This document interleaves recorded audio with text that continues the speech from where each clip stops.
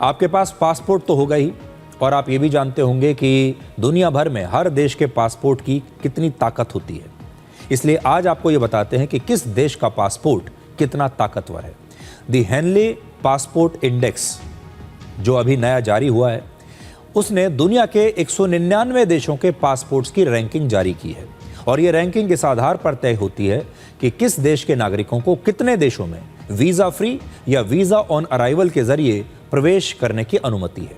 Passport index में पिछले कुछ वर्षों में दुनिया के 2 देशों की रैंकिंग में सबसे बड़ा बदलाव आया है। अमेरिका के पासपोर्ट की ताकत लगातार घट रही है। वर्ष 2014 में अमेरिका का पासपोर्ट पूरी दुनिया में नंबर 1 पर था, जबकि आज 37 देशों का पासपोर्ट अमेरिका से ज्यादा बेहतर है।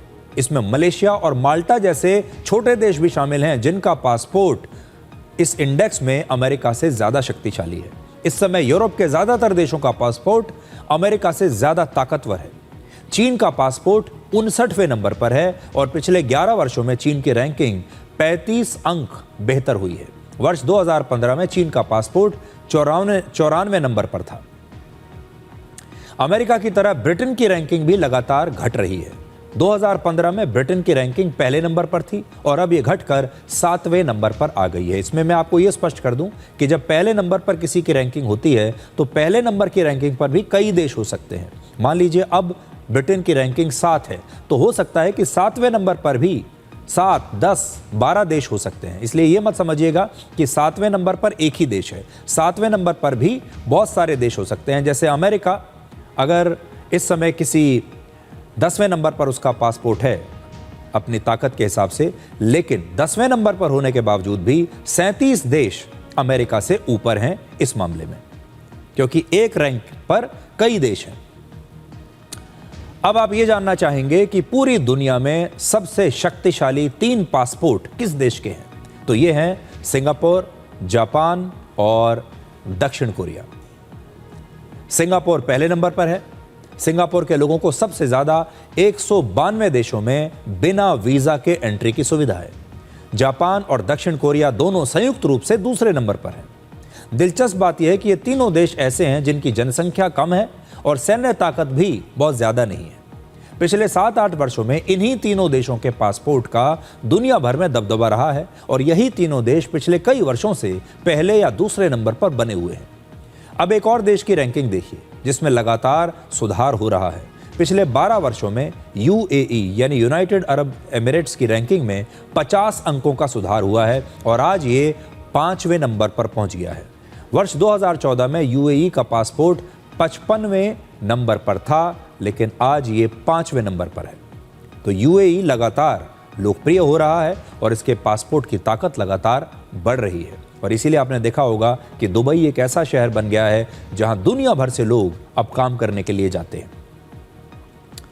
199 देशों की इस रैंकिंग में अफगानिस्तान सबसे नीचे है, जबकि पाकिस्तान नीचे से 4थे नंबर पर है।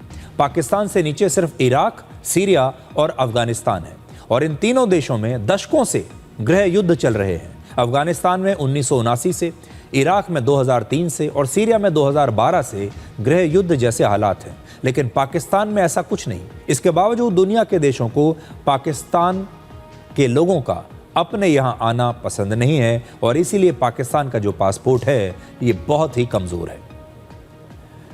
अब जरा भारत की रैंकिंग देखिए। पिछले साल के मुकाबले इस साल भारत के पासपोर्ट की रैंकिंग 5 अंक बढ़कर 85 से 80 पर आ गई है। आज भारत के लोग वीजा फ्री या वीजा ऑन अराइवल के जरिए 55 देशों में आसानी से जा सकते हैं। यानी आपके पास अगर भारत का पासपोर्ट है तो 55 देशों में आप बिना वीजा के जा सकते हैं। वर्ष 2006 से भारतीय पासपोर्ट की रैंकिंग 71 से गिरकर 2015 में 88 तक आ गई थी, लेकिन पिछले 10 वर्षों में इसमें 8 अंकों का सुधार आया है। भारत ने पिछले कुछ वर्षों में अपनी विदेश नीति में एक बड़ा बदलाव किया है। अब अगर भारत किसी देश के साथ कोई नया समझौता करता है तो उसमें फ्री वीजा का मुद्दा भी रखा जाता है। जैसे पिछले हफ्ते भारत ने जर्मनी के साथ ट्रांजिट वीजा का समझौता किया।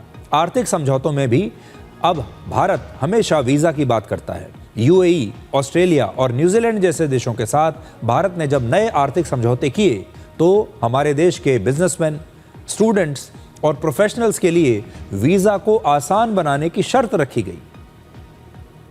तो ये एक बड़ी बात है कि भारत अब ये कोशिश करता है कि हमारे जो व्यापारी हैं, हमारे जो छात्र हैं, उन्हें दूसरे देशों में अब काम करने के और वहाँ जाने के मौके मिलने चाहिए। जैसे हम कहते हैं कि अपॉर्चुनिटीज़, जब हम किसी एक देश के साथ व्यापार कर रहे हैं तो हमारे देश के जो लोग हैं उन्हें ज़्यादा अपॉर्चुनिटीज़ मिलनी चाहिए, उन्हें ज़्यादा मौके मिलने चाहिए, चाहे वो नौकरी के मौके हों, चाहे वो व्यवसाय के मौके हों, और अगर छात्र हैं तो दूसरे देशों में पढ़ाई करने के जो मौके हैं वो भी भारत के लोगों को मिलने चाहिए। और धीरे धीरे भारत की सरकार जब इन देशों के साथ नए एग्रीमेंट करती है तो वो कोशिश करती है कि हमारे देश के जो लोग हैं उन्हें भी वही एक्सपोजर मिले और वही अपॉर्चुनिटीज़ मिलें जो दुनिया के बेहतरीन देशों के लोगों को मिल रही है।